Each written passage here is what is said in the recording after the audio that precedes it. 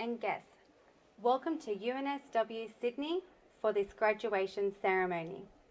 We request all electronic devices are switched off or turned to silent, and we ask that you take a moment now to check your phones, tablets and cameras. In the unlikely event of an evacuation, please follow the directions of university staff members. All graduates will be photographed as they receive their award. Graduates can collect their photograph after the ceremony in the Matthews pavilions, which are directly behind the auditorium. Light refreshments will also be available in the Matthews pavilion after the ceremony. The ceremony will be attended by deans, faculty members and senior members of the university. They form the academic procession, which will shortly enter the auditorium. In the academic procession, the mace, symbol of dignity and authority of the university, will precede the presiding member and the guest speaker. Graduates will be presented to the presiding member by a senior member of the faculty. We ask that you respect the solemnity of this occasion and that you refrain from doing anything which might interfere with the ceremony. In particular, you are asked not to move beyond the last row of graduates to take photos and not to stand in any of the doorways. Graduates and guests, the academic procession is about to enter. Would you please stand and remain standing for the singing of the national anthem?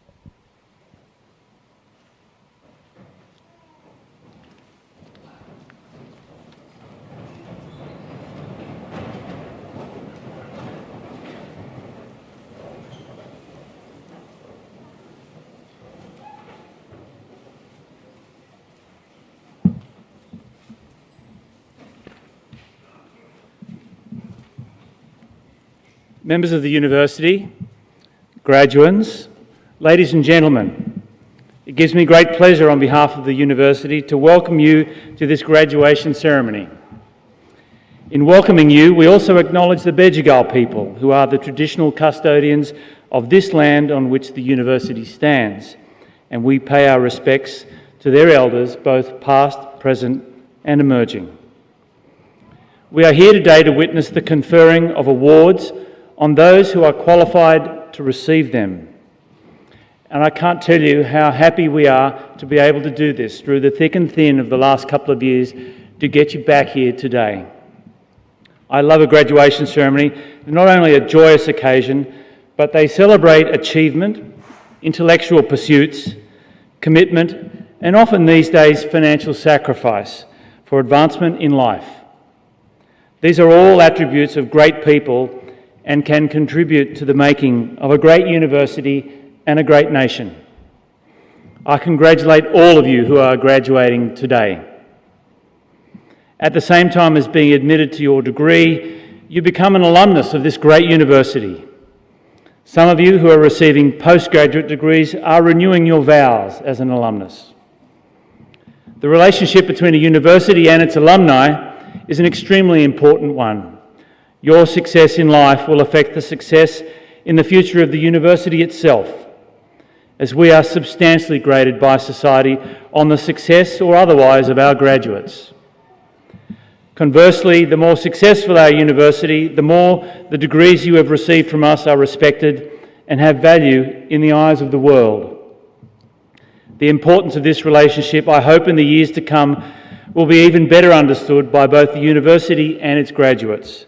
And I truly encourage you to continue to have a relationship with us in the future, to help us to continue to be and to grow as a great university, and to let us be involved in your lives so as to make sure that our graduates live and enjoy the fruits of their endeavours in this university. I would also like to congratulate all the members of the families of the graduates who are here today, the mums, the dads, the grandparents, the siblings. I know that some of the credit for the success of our graduates belongs to you. You have, I'm sure, provided assistance and encouragement, and your support entitles you to share in the satisfaction and celebration that abounds in the ceremony today. Most of you who are graduating today have received considerable help, not just from your families, but also from your community in getting to where you are today. We are very conscious at the university that we are but one small part of a community to which we owe a duty, not just to train graduates in a variety of skills and disciplines, but also to instil in our graduates a belief in their community and a willingness to assist it. I urge all of you to remember your community as part of your life, to assist it and be involved in it, not for the benefit not just of the community, but also of yourselves in well-adapted and rounded personalities. I now call upon the head of the School of Humanities and Languages of the Faculty of Arts, Design and Architecture, Professor Timothy O'Leary.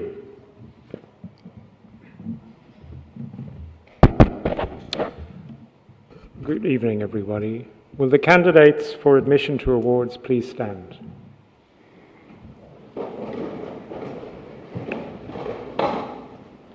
Deputy Chancellor, I present to you the candidates for admission to awards.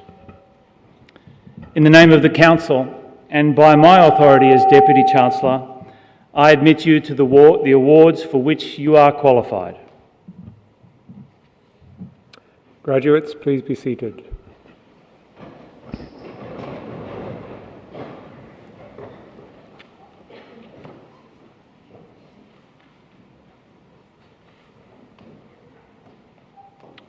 Deputy Chancellor, I present to you from the UNSW Business School for the award of the degree of Bachelor of Information Systems, Alison Winley Chin.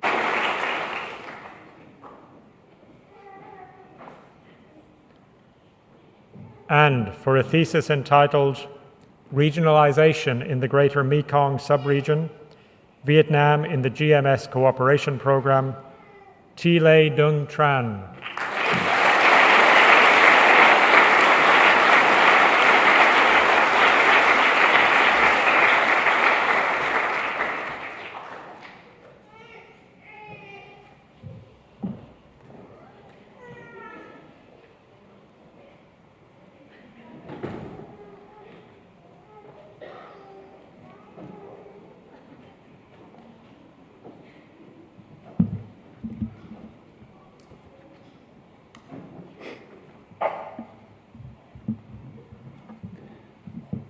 Tonight's occasional address is to be delivered by Professor Andy Gow.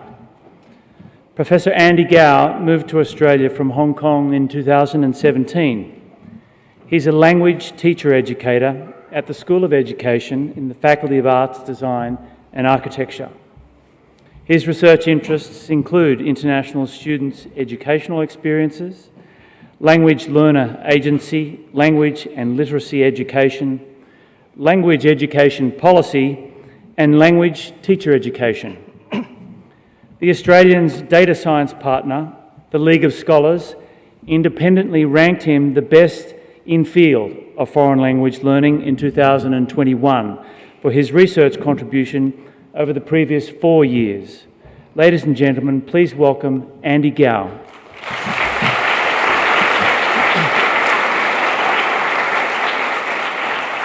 Thank you. Good evening, everyone. Firstly, I would also like to acknowledge the traditional owner of the land where we are gathered today. Gadigal country. Pay my respects to their elders and custodians past, present, and emerging.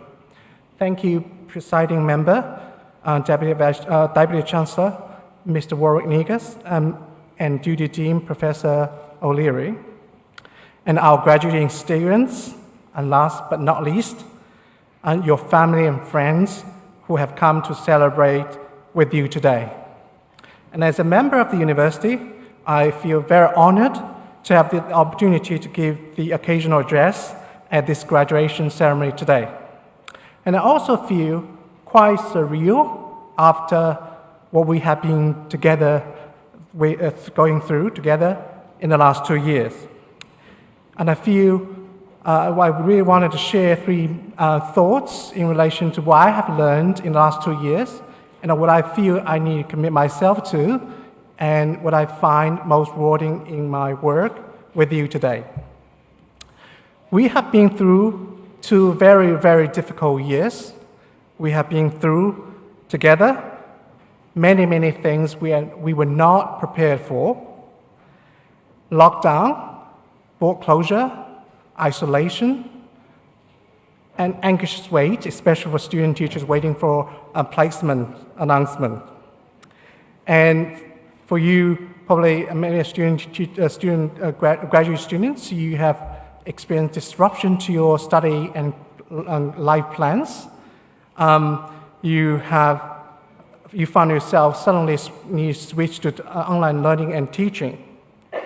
And there's a lot of uncertainties, and I believe this was probably the worst 2 years we have ever lived so far. But I also believe that every crisis presents an opportunity for us to learn, and I've learned a lot in the last 2 years, and I have also gained a lot. I hope we all gained a lot in the last 2 years. Well, in my case, I probably gained a lot in terms of weight as well. I think we have learned many valuable lessons, and we have, we have learned to appreciate life, work, and people in a different way. And we value mateship, friendship much more because we know we can't do everything alone. We have to rely on each other in challenging times. And we also learn to be patient with each other, kind to each other, especially during the online lessons with very poor internet connection. We all remember that. We also learn to adapt our working approaches and lifestyle to the emerging situations we find ourselves in. And we discover our capacity for resilience, so we're always ready to bounce back in life, as we are here today. And we have built so many resources in ourselves, and which will be very important for us in the future. The 2 years have truly transformed us. And this transformation also relates to a discussion I recently had with a student at this university. The student asked me why academics in school education keep talking about different theories and teaching approaches. Why don't we invest all our time, energy into putting all the theories and teaching approach to test and find the best theory, best teaching approach, then can teach students the best theory, best teaching approach. Well, I always feel a bit awkward and feel a bit unsure bad sometimes because I know I have this enormous privilege working in this great university, but I keep telling people this may work, that may work, but I have no clear answer to what will work. I know there's no one theory or no teaching approach which fits all students or the individuals. That's why I believe it's very important for us, of course, to have the updated knowledge, skills, understanding, but knowledge building is only part of our growth. It's the kind of persons that we grow into that will really matter in our future life and work. That's why I believe the importance of, and I'm fully committed to, growing persons at this university. And I hope you will share the same thought with me, as with mine as well. While we will do our best in our future career or workplace to support our students or individuals we encounter with our knowledge, skills, and understanding, we should also focus on how we can contribute to their growth as persons. We want them to grow in terms of inner resources like confidence, kindness, patience, resilience. Very much we have learned in the last 2 years. And I would like to end this speech with the highlight in my 4.5 years work at this university.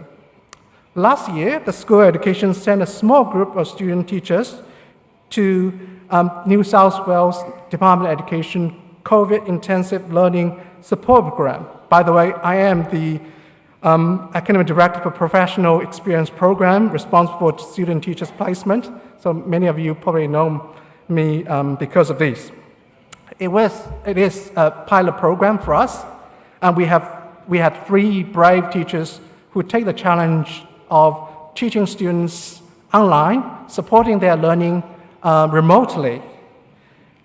Their students actually located in many different remote rural areas of the state, and many of them are from Aboriginal communities.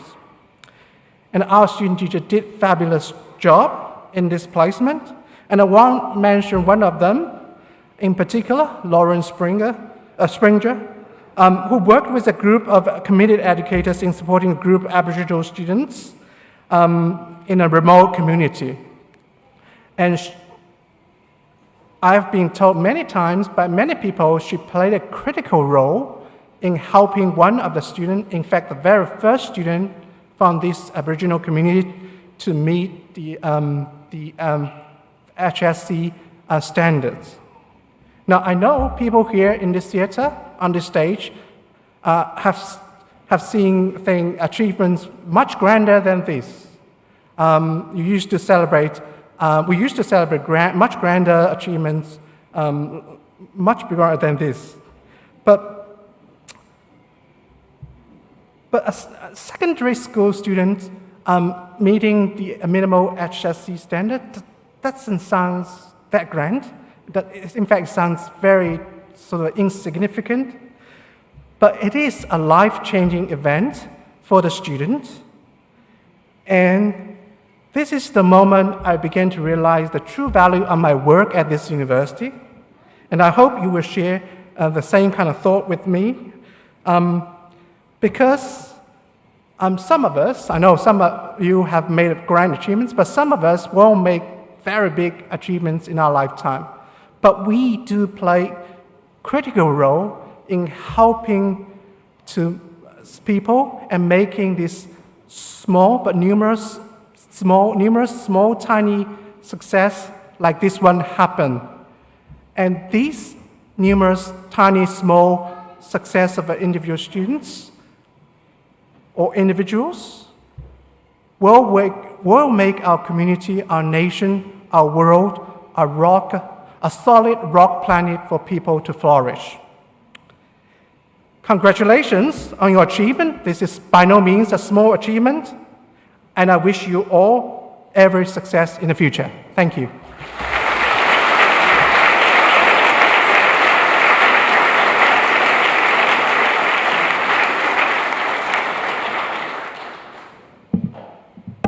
Thank you, Andy.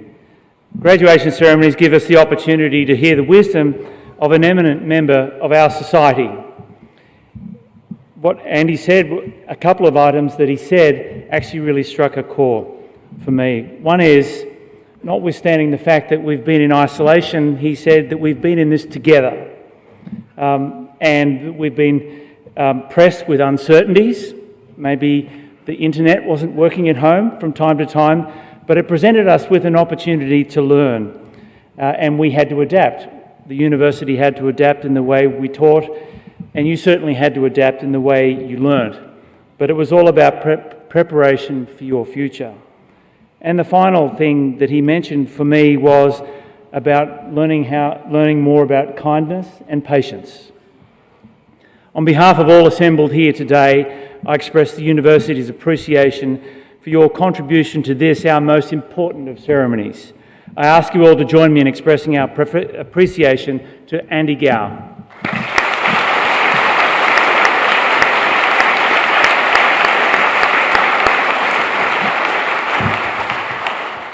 I would also like to recognise the contribution of Emeritus Professor Jason Middleton, who has filled the important role of mace bearer at this ceremony. Don't underestimate Professor Middleton. He knows how to wield the mace. And we hope he will continue to do so for many, many more years. Thank you, Jason.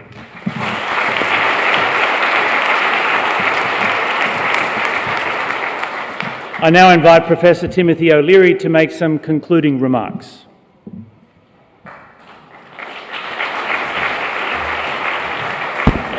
Thank you, Deputy Chancellor. Graduation ceremonies like today's happen because of the achievements of our graduates, but they're also a result of the skill and hard work of members of the university's staff. I know those of you who are graduating today and your families and friends would wish to join with me to thank those staff who have made this event possible, including the staff on the stage tonight, but all the staff who have taught you during your years at UNSW.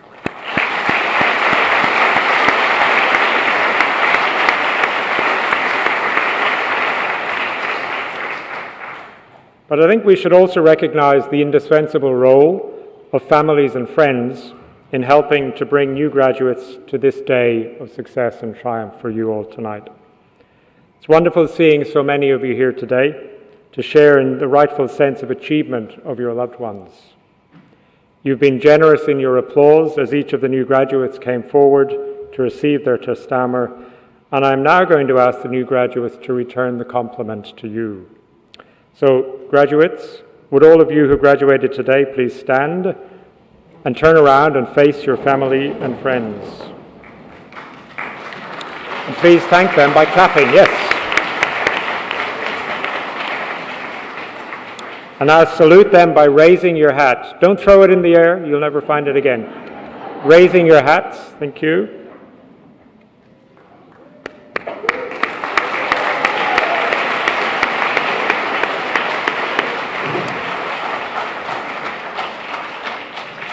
Please turn around and take your seats again.